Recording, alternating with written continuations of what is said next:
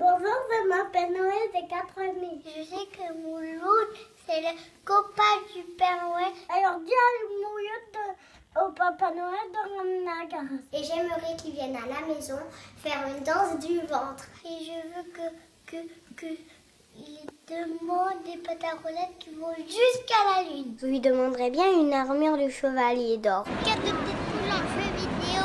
Et j'aimerais qu'il me ramène un Popples. C'est l'heure du gros journal. Youpi.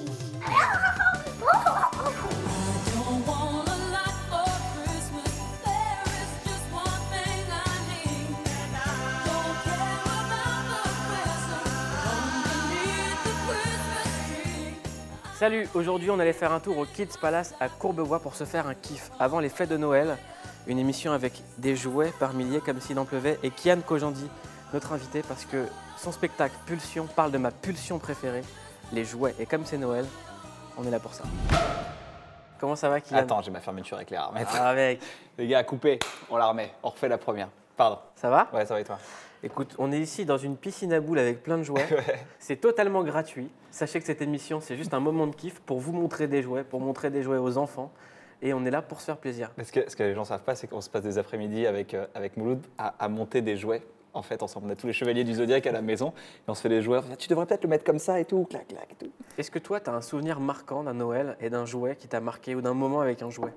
Avec les chevaliers, j'ai pété des câbles.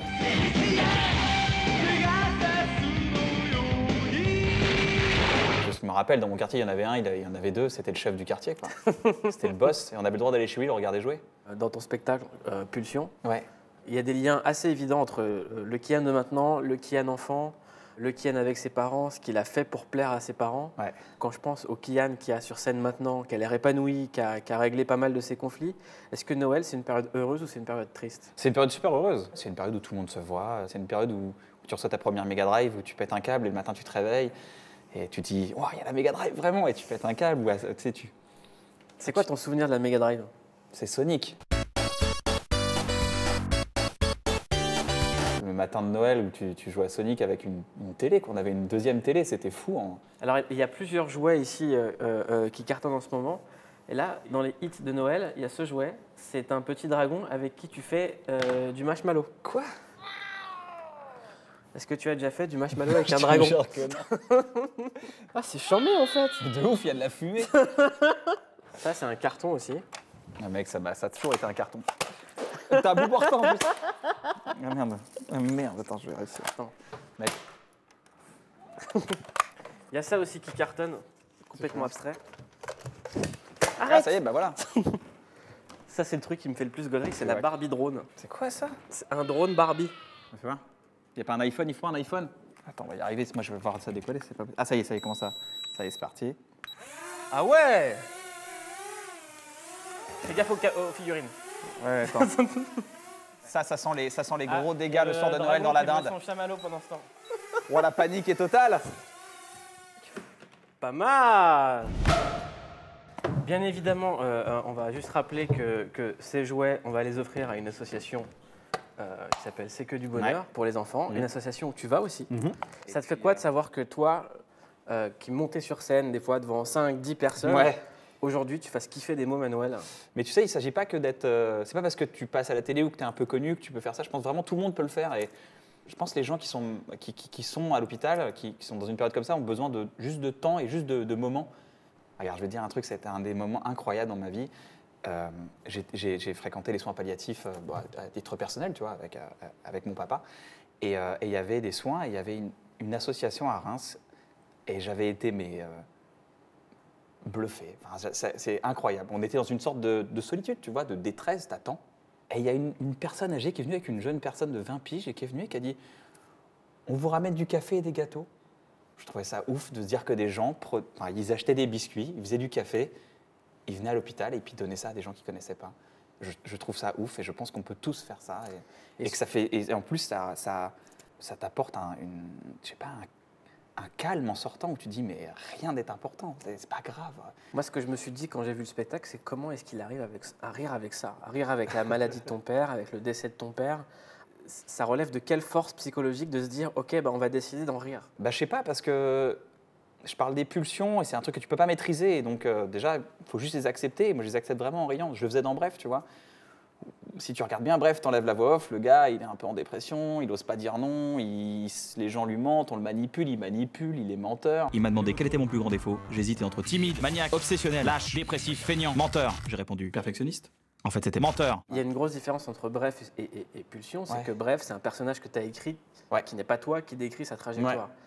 Ouais. Et ce qui est super troublant dans Pulsion, c'est que c'est toi sur scène, sauf qu'il n'y a pas un seul Kian sur scène. Il n'y a que des mecs différents qui n'arrêtent pas de s'affronter. Ouais, c'est kiffant à jouer d'ailleurs. C'est vrai que les gens sont assez surpris par rapport à l'image que j'ai dans Bref. De me dire, bah là on te voit vraiment bouger et tout, c'est assez dingue. Qu'est-ce que tu vas faire maintenant? Tout le monde attend le film Bref. Ouais, ah bon? Depuis des années. On sait que tu es passé maintenant à l'écriture, à la réalisation. Il y a eu Aurel San-et-Gringe, avec Bloqué, Serge Le Mytho. Ouais. Écrire un film, j'en ai tellement envie, même avec Navo, on en a tellement envie. Écrire un film Bref, c'est pas à l'ordre du jour. Donc ça y est, le projet il est enterré, il n'y aura pas de film Bref. En fait, parce que le dernier épisode de Bref, c'était Rendez-vous au cinéma. Ouais, rendez-vous au cinéma. J'arrive au cinéma. Ouais, t'inquiète, là, j'arrive au cinéma. À tout de suite. Après, on est arrivé au cinéma d'une manière différente, même avec Kairon, avec toute la bande. J'ai eu la chance d'être vraiment accueilli au cinéma. Et Rosalie Bloom. Rosalie Bloom, qui est. Enfin. Quoi? César. Ah ouais, je suis en présélection, moi, je suis en présélection. Ah ouais, mais c'est un truc de ouf. Mais, mec, tu te rends pas compte. Allez, tu vois, on est dans le rêve de gosse, là, c'est un truc de ouf. Question très con, est-ce que si vous faites un film, ça serait une comédie ou pas? Enfin, des fois, en fait, pour moi, il n'y a pas de genre, ça n'existe pas le genre, la comédie, ça n'existe pas. Pour moi, ça fait partie de la vie, quoi. Et je trouve que c'est la bonne recette de mélanger un peu les choses, d'avoir des choses un peu plus profondes, mais pour ça, il faut vivre. Moi, j'ai 34 ans, j'ai encore plein de choses à apprendre. Hein. C'est quoi le dernier truc que tu as vécu? Tu as dit là, ça, je le garde pour un sketch, tellement c'est bizarre ce qui vient de m'arriver.